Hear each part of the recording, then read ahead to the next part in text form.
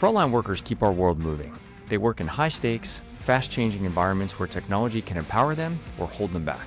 And when adoption fails, the impact ripples outward, slowing teams, frustrating customers, and undermining the success of the entire organization. This is Frontline Innovators, and I'm your host, Justin Lake.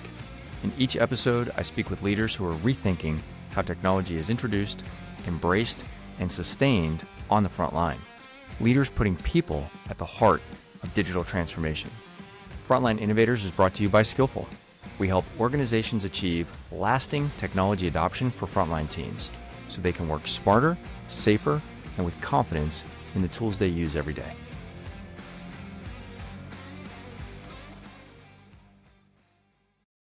Welcome to the Frontline Innovators podcast. I'm your host, Justin Lake, and super excited for another great episode today. Today's guest is an innovative change manager. She leads global transformation initiatives that bridge the gap between technology and people, ensuring digital solutions are not just implemented, but embraced. With over 20 years of experience in IT leadership and change management, she brings a practical, people-centered perspective on driving transformation that sticks. Please welcome to the show, Carly Greenwald. Hello, Carly. Hi. Thanks for So having excited me. to have you here today. Yeah, I am too. This has been a long time coming. Many times with busy schedules, sometimes the gap between our prep and introductory call and the day we actually get to record, sometimes there's a bit of a gap, and this is one of those There's a bit of a scenarios. delay. Yeah. But I am super glad that we've finally been able to pull this together, and I'm really looking Me forward to our too. chat today. Me too. I So am too. let me ask you the question that we start with all 2026 hmm episodes of Frontline Innovators. What do you see as the biggest operational consequence when we don't have good adoption of technology on the front lines? Yeah, and what a great question to start with because it really gets to the heart of the matter, right? I think the biggest consequence is representation. Does that make sense? So Talk me through it. yeah. So we have our front line. And I think a lot of times because they're so good at what they do and so good at problem solving and firefighting and also not complaining, right? Because that's just not in their personality, in their nature as in that role. Um, they lose we tend to forget how important they are to the business. Uh, we forget because they're so good at making up for that. We, this has actually come up quite a bit lately. This idea that a lot of people, particularly in field service operations, Mhm. their personality profile is such that they are great problem solvers. That's actually what Yeah, makes them good at their job. The right. weird thing about that from a technology adoption standpoint is that that often means that they find their own workarounds even when we wish they hadn't, you know? 100%. And so 100%. it's almost like a contradiction to say, well, we love these people because they are great problem solvers, but then we put them in a situation where what we really want them to do is be compliant with a particular workflow, with a particular process, right? And Right. Right. oftentimes they're underprepared to do it the right way, so they figure out their own way. And I think Their own that's way. yeah. Yeah, whatever is effective, right? Or we missed some big requirement of theirs, right? So the process that we're giving them just simply won't work in their day-to-day responsibilities. And usually it's like one of those things that's really obvious to them, but their voice is underrepresented in the actual design of whatever it is we're trying to get them to do.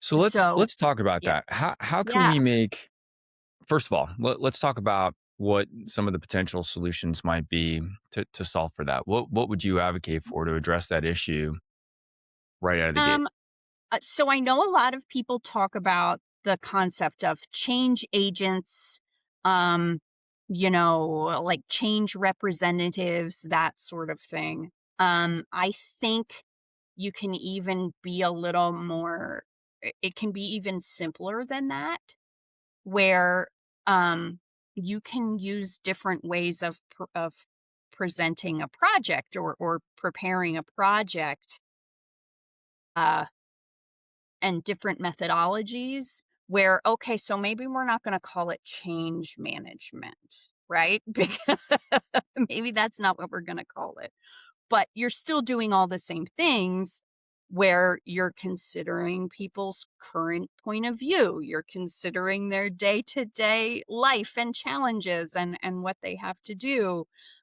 You're considering what the impact of whatever change you're presenting um, is going to make on their day-to-day. But it's not just you considering it, you're actually asking from the very beginning, "Hey, what do you think of this?" Right? Or really more practically, the question usually is, "So this is where we're going. This is the direction we're headed. Can you help me make the map? Because, um, I have a way to get there, but you probably have a different way, and there's probably very good reasons for the way that you would have," if that makes sense.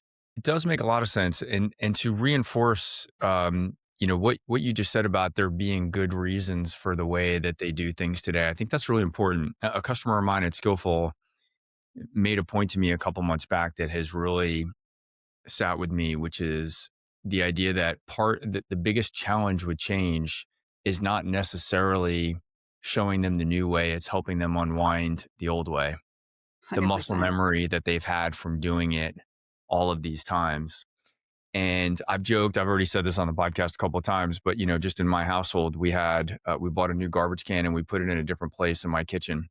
And we've been living here for 25 years, and so that garbage can has been under the same sink The door, same cabinet spot. door for 25 years. And Yes. so we put this new garbage can in, and you thought it was like the most disruptive thing in my household for, Sure. 10 days. And Yeah. so it really just reinforced I wanted the new garbage can. I chose it. I Mhm. bought it. I decided where the new one went. This wasn't an issue that I didn't even want to adopt this change. Yeah. It was just that I Yeah. was so set in my ways of doing things a different way that it took a little while to adopt. So I think that's a Your big brain part is a of it. muscle, right? Yeah. So you have muscle memory in your brain too. I mean, neurologists would probably disagree, Right. but Right. No, I think so. Let's talk about then. If we yeah. can acknowledge that getting from the old way to the new way is really the challenge, and Mhm. that unwinding the old way is part of the source of that resistance. Yeah. What can we be doing then to pave an easier, smoother path that eliminates some of the reluctance to go from where they used to be to where we need them to be? Yeah. I mean, so no one wants their job to be harder, right? Even the most dedicated employee, um, is at the end of the day, you know, they're working most likely because you're paying them to. And if you said, "Hey, how about you pay me to do this work instead?" they probably would not be interested in that. I think attendance would be low. Right? Like, there wouldn't be a lot of people signing up for that assignment.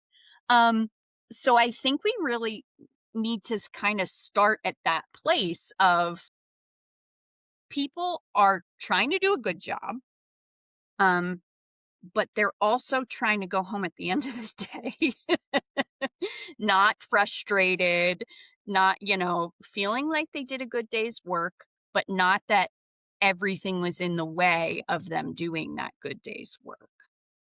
And so, especially customer facing positions, right? Um, because who wants a frustrated employee in front of a customer, you know? And so I think it starts with understanding that mindset of like, hey, no matter what we're changing, let's make sure our baseline is the people who are on the front line, who are doing the frontline work, meeting with customers, at the end of the day, making us our money, aren't frustrated. Carly, I literally just talked to a global services leader just this week, and he said Mhm, something that like I captured the quote that he said because it was just so simple but spot on. He said, mhm. "Our customers don't care that we're implementing a new ERP. They don't. They just want to get the same service today that they Yeah, got yesterday from our team." or better, Yeah, right? or better, of course, right? And Yeah. so, but they are putting their frontline customer facing teams in a position to deliver less because of the change that they have to absorb. Mhm. And so this goes back to the opening question about this is an example of the consequences. When change isn't absorbed by the field, this can have a customer experience impact, and customer experience 100%. impact typically lead to profitability and associate Right. experience and all of those kinds of things, right? Absolutely. Return So customer, recommendations, all of those things. Yeah. so let's go back. So, you said something great in the prep call. It was about that these change initiatives are often they're kind of top down. They Mhm. start with a high level vision. And Mhm. you kind of challenged, those scenarios to say, hey, has anybody actually asked the people in the field who are going to use this thing, like for any feedback? And I'm curious Yeah. about maybe there's a story that you can share with us about maybe when you saw a project that wasn't going the right way and you felt like you needed to pull that emergency brake and say, hey, everybody, let's pause for a second and rethink this. So I think um I can't think of an example exactly like that, but a lot of times, right? Strategy um comes from a different place than what we are expected to do in our daily work. And more often than not, those two goals conflict, at least in the beginning. They will bump heads and they'll bump into each other. So I think um very much what a change manager is responsible for doing is making something that's been decided, right? You can like it, you cannot like it, but like paying taxes, you're going to have to do it and no one's asking, It's happening. right? So to say like, okay, why aren't we asking people? Um Okay, if you had a staff of maybe 5 people, sure, you could gather every single person in the room every time you were going to make a business decision and get all of their feedback and see how that's going to happen.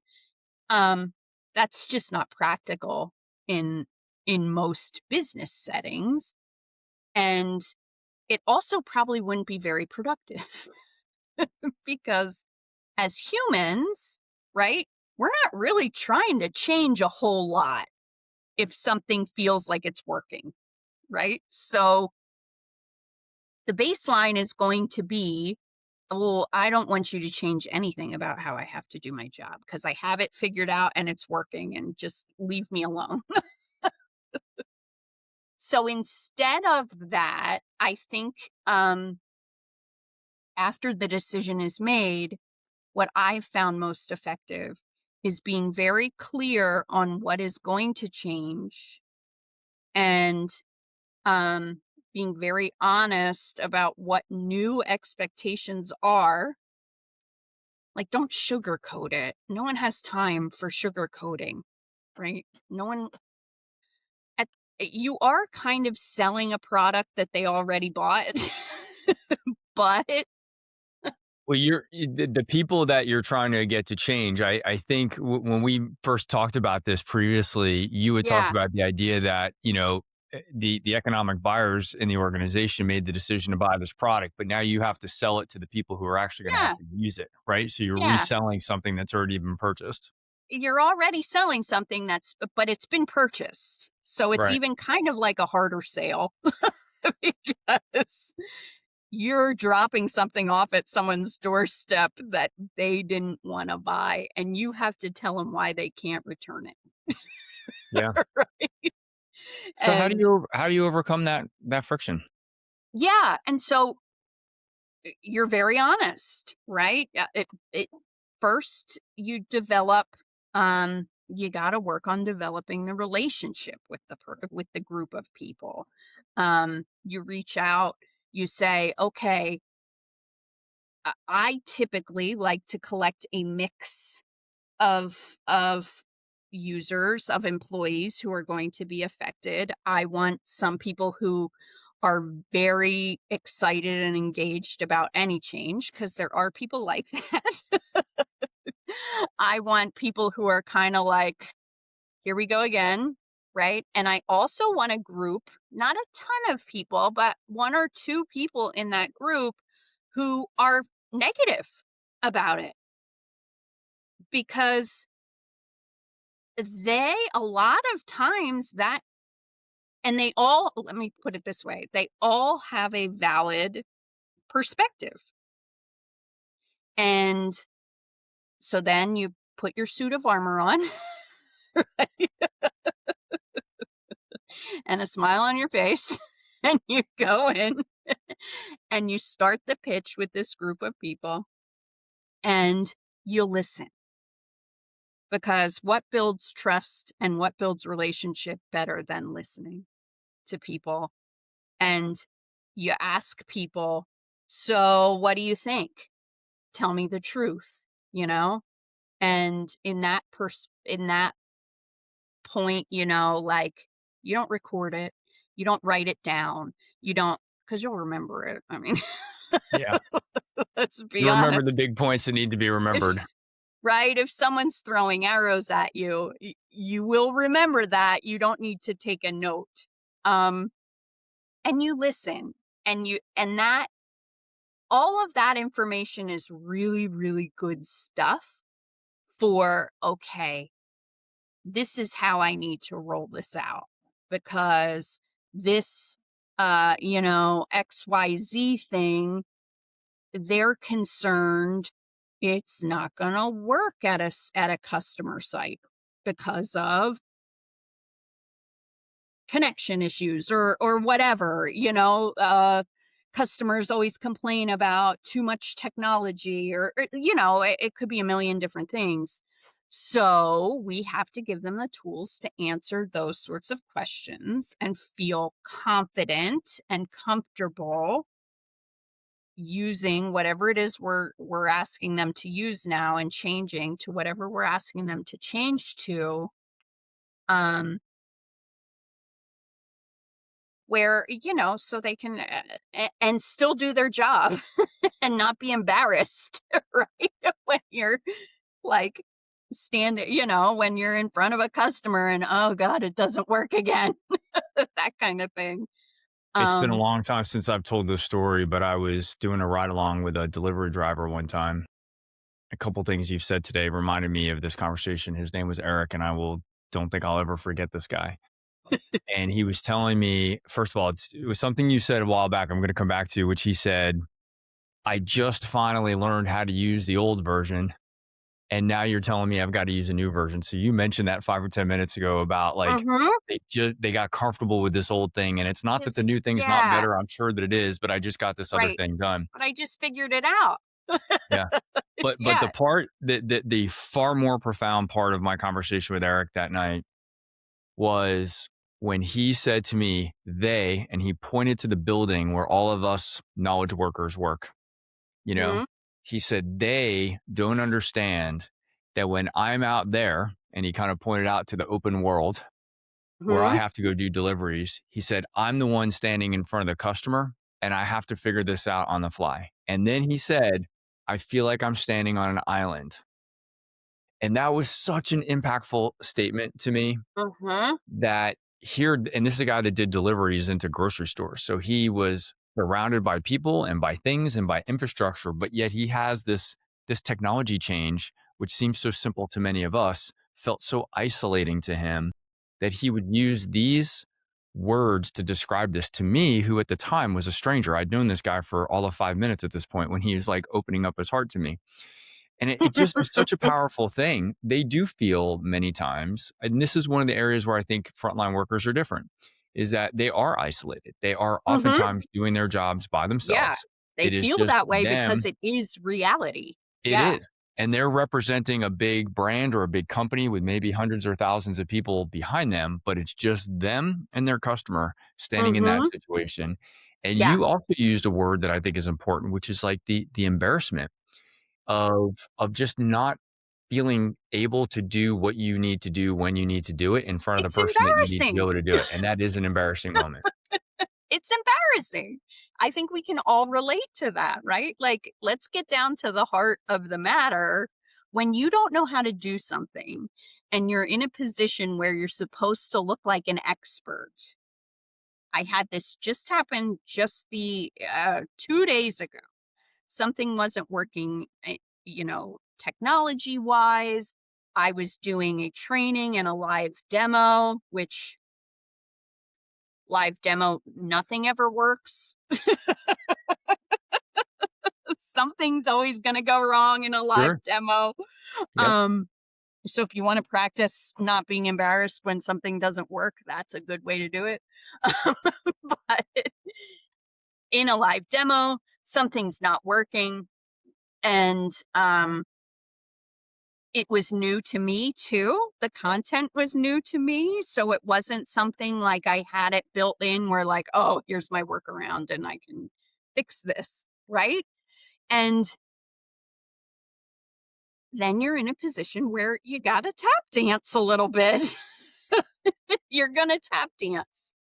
And if you're not a good dancer, that's a problem. And that's not, our frontline workers aren't there to tap dance. They're there to provide good service, fix a machine when it's broken, um, calm a customer down who's really mad because this is the third time something didn't work, or the third time we're coming with a new software update, and and they're already dealing with all of that.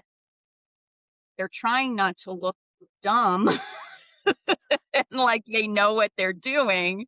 They're trying to re-instill confidence to a customer, and then we change the main screen of something and they don't know how to find what they need, and then they're stuck. So that's a real impact, Imagine on the other side, if you were a customer, you were at the grocery store and poor Eric is dropping off your potato chips and he doesn't know how to close out your order because somebody moved the XYZ screen. Right. It happens every So, day. right? And he's stuck there making up some sort of excuse for something he has no control over. Right. And this is where the workarounds kick in. Yeah. Right. This is where the problem solving, unfortunately, comes in because Yeah. in this case, Eric may not know the right way, the best practice on how to do this. Right. He's put Right. on the spot. He's standing on an island in front of the Mhm. customer. He's Mhm. trying to do his best to Yeah. represent the company well in front of the customer, and so he does the best that he can do. And what we see happen in the real world, and I'd be curious to see if you've experienced this too, is that's when the trickle effect starts to happen because he doesn't transact correctly in that moment. So maybe the customer was trying to return 3 cases and buy 4 of Yeah. something else. And he Right. does that transaction in the physical world. He gives the customer the new product and he takes back the old product or whatever the case may be. Right. But then it's not transacted correctly in the system.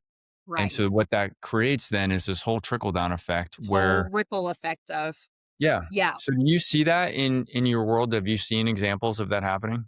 of course, right? So, you change something um in a service record where and it can be as simple as like a field is one place Monday and on Wednesday it's in a different place, or it can be as simple as that. But if you're and I think we can relate to that. If you're trying to solve a really complicated problem and then you're like, "Oh, thank God I'm finally done." And then you go in and like, "We just have one more thing to do, closing out your service record," right? And you can't do that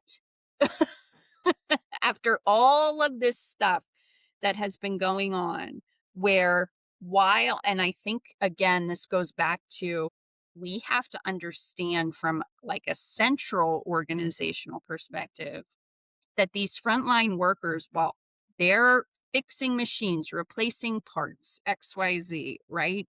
Um they're also instilling confidence in us as a brand through their knowledge, through their expertise, through their efficiency. And every time they don't know how to do something, even if it's simple, it reflects back to, well, I don't know what they're doing over there, you know? But I didn't have and then people go down the road of I'm going to go tell the decision makers if it happens consistently. I'm going to go tell the decision makers uh that they don't know what they're doing, you know? Carly, I And think then what you have real economic consequences to that. you are absolutely correct. And you actually just connected something really interesting. And this has been coming up on a lot of episodes of the podcast. But it's a little different than what you described. We've been talking a lot about the need or the importance for confidence at the front lines because what we recognize is that there's this whole technical element of doing the right thing. But then there's Mhm. this also more abstract element, which is the confidence that comes with that. And so oftentimes we'll say confidence and competence. One is how to do it, and one is feeling comfortable that you know how to do it. Right. And really being able to bring both of those things together. And so, Mhm. we talk about this a lot at Skillful because we advocate for giving users the ability to practice before they're they have to do this, in Yeah. production. And so we give Yeah. them an environment to practice in a safe place. But you just brought up another element of that, which is really powerful, which is the confidence that then your customer has in your Transfers. frontline. It Yeah, transfers, or it doesn't absolutely. transfer, and I Right. guess it's you Or can it say the doesn't. opposite. The Yes, lack of or it confidence on doesn't. your front line Mhm. then transfers to lack of confidence for your customers. And now you have Absolutely. a significant economic consequence in your business because that is now Right? renewals or more service requests and things like that. Yes, because if that's repeated over and you know, like if that pattern is repeated, if a service uh agent is coming in or you're talking to them on the even on the phone, right? And repeatedly it seems like they're exhausted because they don't know what's going on. And I'm exaggerating a little bit because again, they're all professionals. They will not make a mistake more than once, right? They're just going to work around it. Okay, so we are back with Carly Greenwald. We had a little bit of a tech snafu on the recording, but we are back as if nothing happened. Let me bring this back around and talk about a couple of different things that we've discussed. When we first got together, and where do you think the traditional change management process that may really focus on knowledge workers inside a large company like those that you've worked with might Hmm. need to differ from how we think about that for the frontline teams? So, uh, you said something you were talking to a global service manager. Okay. And um I can relate to what he said. Uh it's not real frequent that people on the front line or customers or even people who are, operating outside of your bubble and of organization, right? Really care about what you're doing. Right. What they care about is how's it going to affect them and how they're just going to continue to do their job. So nobody cares that that you are upgrading to a new ERP, right? Nobody cares. They don't care. It's not like they've been sitting around saying, "Man, I wish this would happen." In some cases maybe, but Meanwhile, the really, project team has been immersed in this for 12 or yes. 18 or 24 months. This has been Yeah. their life. It's been their life, right? And so they care, but they care because that's their assignment, that's their target. You know, if it was something else, they would care about that, right? so, um, so I think w- change professionals need to kind of accept that um the understanding what's in it for me is very, very important. And you have to be honest about that. Like, it can't be some, you know, marketing, sales pitchy kind of thing. It has to be really, it has to be impactful to the work that the people who are affected actually do. And if it's not, then you have to tell them that too. You have to say, look, this is strictly a financial decision and this is the way it's going to be. And you just have to learn it. And let's try and teach it to you as quickly as possible so you can get back to your day job. Um, and we can move on with life. Right. I think, Carly, this is such an important point that I think so many teams miss. And it's about this transparency that you described. Mm-hmm. Even when, like, it's easy to be transparent when things are going to be objectively better. But in Mm-hmm. some cases, this change is actually going to be a little disruptive. And this change may actually be asking them to do some things that they didn't have to do before. And so, from their perspective, from the user's perspective, it may not really be It's better. not. And Yeah, the point that you just made is that we have to be transparent even when that's the case, because otherwise we end up shooting ourselves in the foot. exactly. Right. Like, you don't lie to people. you know? Yeah. When I Yeah. say, I said earlier about selling people on an idea um, that had already been purchased for them, right? What that doesn't include is sugarcoating it, trying to Right. make it sound better than it is, um, you know, trying to make benefits appear that aren't there. that's, that's not part of your sales pitch, right? Which may be different from a traditional sales pitch. Part of your Yeah. sales pitch is like, look, yeah, this is gonna be annoying. Um, we're gonna try and make it as not annoying as possible. You and I are gonna figure out together how to make this work for your daily work. We're gonna figure out some workarounds that can, that can make the process flex a little bit so it works better for you. And then we're gonna go from there, right? That's the pitch. Um, and trying to make it all fluffy and nice and there's a time and place for that, sure. Um, but also with the level and the amount of change that employees and people just as a person, as a human being we're dealing with, I think the tolerance for that is getting less and less. Um, and it also makes it very hard to build that trust and that relationship if that's kind of your starting point. Um, I, that's what I think we need to focus more on now is let's like lean into the fact that people are change fatigued, Yes. you know? Because you can use that to your advantage. You can say, I get it. This is the third time you've seen my face and it's never good news.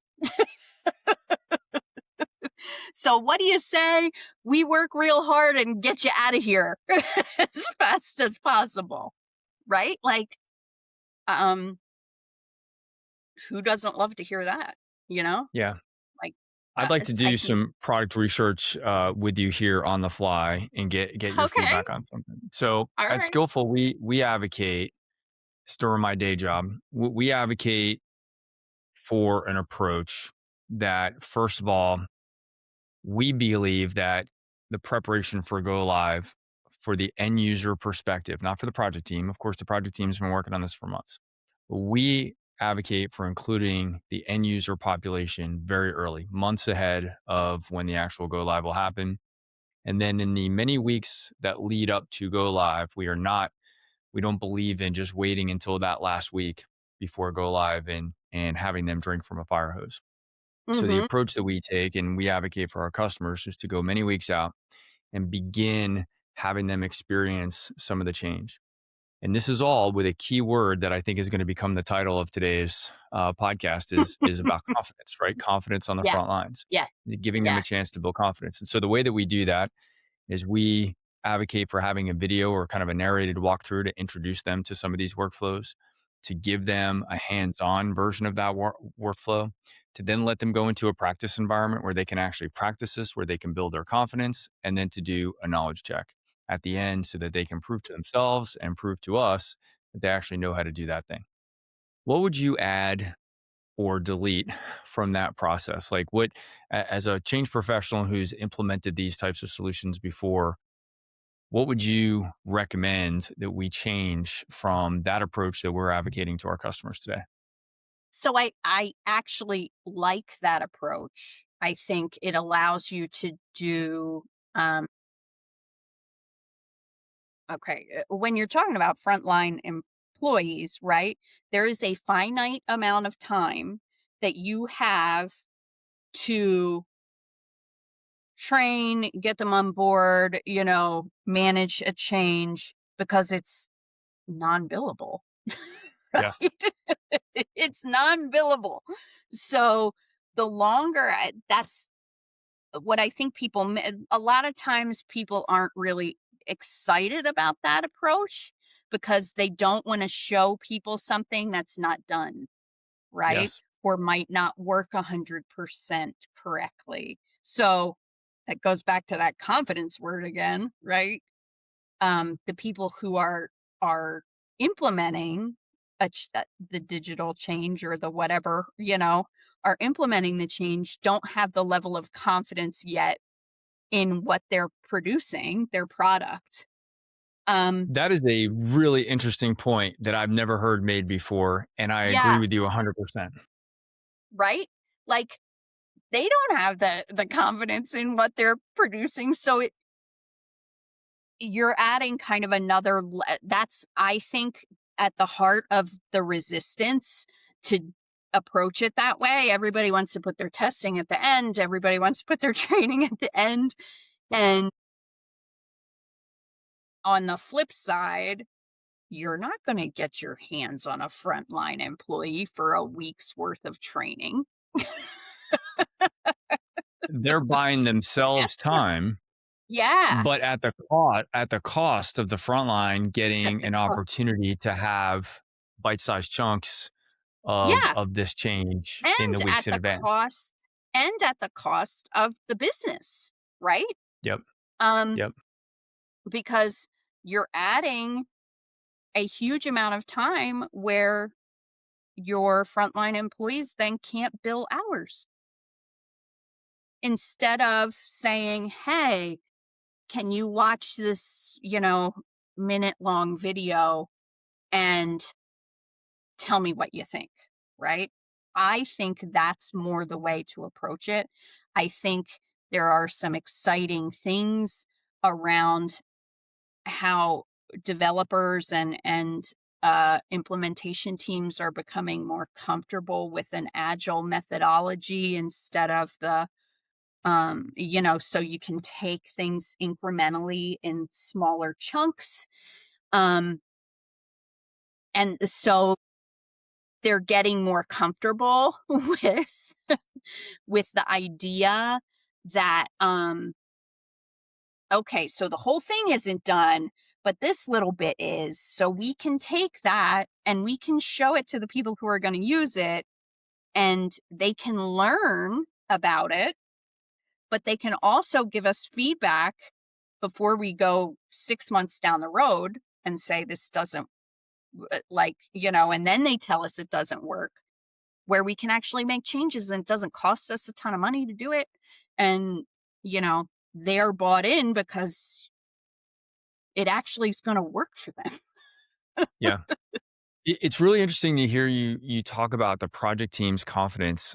We just Mhm. at our company, we just had an all hands meeting last week, and we actually spent a lot of time talking about all of the different personas on a big technology implementation in a large organization like yours. Yeah. Yeah. And we kind of went through each of the personas, the product owner and the project manager and the SME or the SMEs, and all of the different responsibilities that they have. And what we were talking about was the same situation, but we were using a different word. I was leading this, so I'm guilty. But I was talking about the pressure that those people feel, that they're already up to their Yeah. earlobes just trying to implement the new ERP or implement the new field service management software or whatever technology it is that Right. they're implementing. So they're already up to their earlobes, and carving out time to think about and have empathy for the frontline team members might just be more than they have capacity to handle right now. And I think all of those things are true. But a perspective that we missed in that conversation that I think you just made me realize is that there's also a confidence element for them. That this we were studying a use case with a real world client who will remain nameless, but their team is overwhelmed right now, and they are overwhelmed, not even being sure that they're going to be able to keep their project on time and capture all that they need to do for this fairly large transformation inside their organization. So, what I Mhm. described as stress, which again, I stand by, but I also think that there was a lack of confidence in their ability to get their own job done. So now, when you ask them to think out 6 months or maybe 3 quarters and say, okay, we got to start talking about your end user adoption, they're like, "Yeah, we'll get to that sometime next year." We'll think about that later. Yeah. And the problem Yeah. is that their lack of confidence in themselves at that point is now preventing them from thinking most strategically about their end users and the feeling that they're going to have, because they do need some time to prepare for them. But what happens every single time we see this play out is that that end user adoption piece gets left until the very last moment, the 11th hour, Mhm. and then it gets Mhm. dropped on them like a ton of bricks. And then we Mhm. spend the next 6 months trying to recover from a haphazard implementation, right? Right.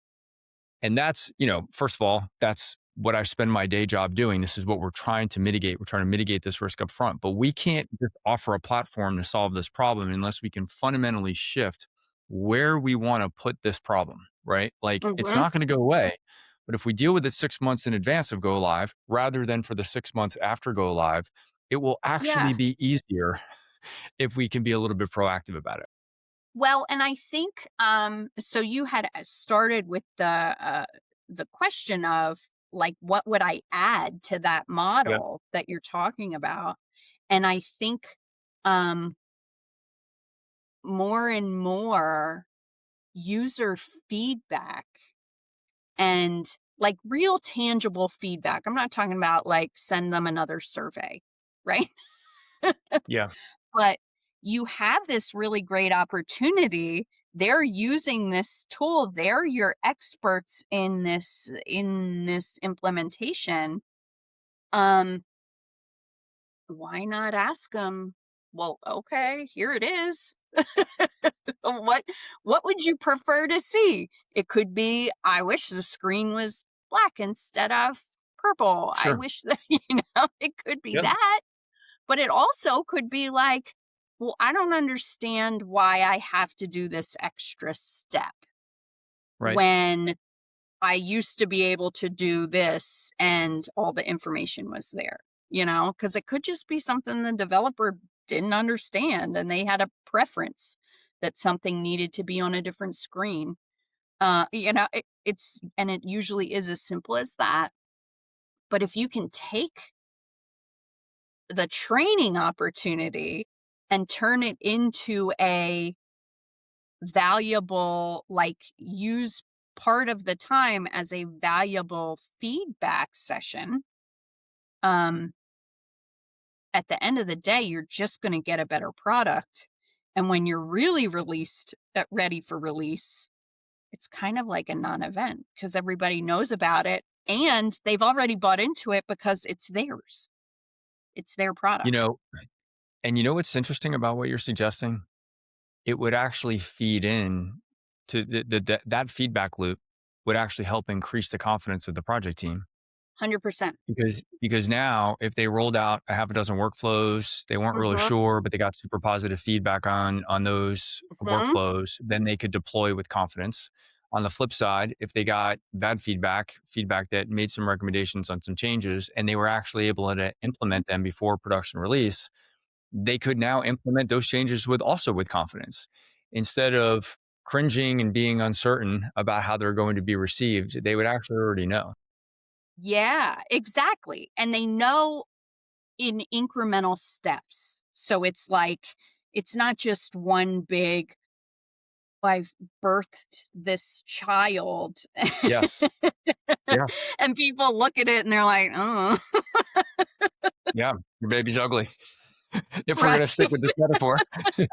No, right, I actually this is actually really, really amazing feedback, and I'm really glad that I've asked it, because this is actually like Skillful is a simulation platform. So as our sure. training approach is that we Y- simulate these workflows in You're advance of going gathering the into production. data for them right there. So we could absolutely just add a feedback mechanism to that exercise. And you're addressing, I just can't believe the thread of confidence and how much that permeates through. I Right. had a podcast And it's recently with Carrie Corbin, who I will definitely tag on this episode today because she awesome. and I talked a lot about confidence on our episode of the podcast. But we Cool. kind of kept that confidence discussion in the realm of the frontline team members. And you just Hmm. extended it to two other sides of that, both to the Sure. customer side, their confidence in us as a company because of their interaction with our frontline. And then another place that you've brought it up is the confidence of the project team. And I think I've probably downplayed that historically, not recognized that as something that's important. I mean, I think we probably don't because it's you don't think about the fact that there's a whole chain of events that are leading are Yeah. leading to releasing a good product, right? Yes. And there's And this big, like, there's a D-Day thing out in the future, which yeah, is that we've got this go live date that we're pushing to, and like so as a everything converges on this and date. everything converges on that date, and that is kind of our traditional way of thinking about a project implementation, or a product implementation, right? Is like, this is the day it all happens, and everything else is kind of happening in the background. Yep. And what if we changed that paradigm a little bit to break it into smaller pieces? So, okay, so you're not going to get to have your big reveal, right? Right. Um, but you are going to be able to make changes that will benefit people quicker, cheaper, easier, um, you know, uh, and with the right priority because you're Right. hearing from the people who are actually going to benefit. I think the biggest challenge, though, really, and why we don't think about it is because when you're on that side of the equation, when you're on the project team side, that's hard. That's hard to It is. ask people, like, give it to me. Give me It the is. give, give me the dirty, you know? Um, because you have to be ready then to hear it.